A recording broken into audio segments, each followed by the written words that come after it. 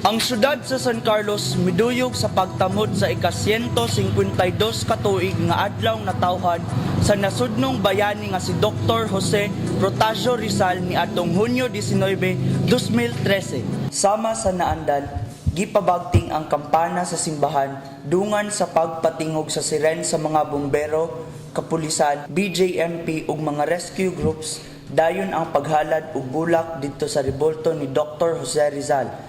Kini gipanguluhan ni City Mayor Gingo Valmayor Jr., mga miyembro sa sangguniang panglungsod, department heads sa lokal ug nasyonal, mga veterano, mga anak sa veterano ug ang pundok sa mga magtutudlo.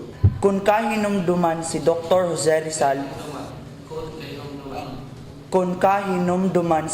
Jose Rizal, natawo ni adtong tuig 1861 didto sa lungsod sa Calamba, Laguna.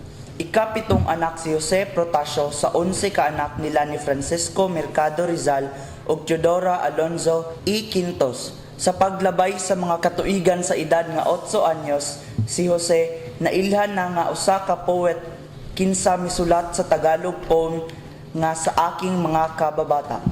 Mihimo usab ang PNP og 21 gun salute dito mismo sa kilirang dapit sa monumento ni Dr. Rizal sa plaza publiko sa syudad.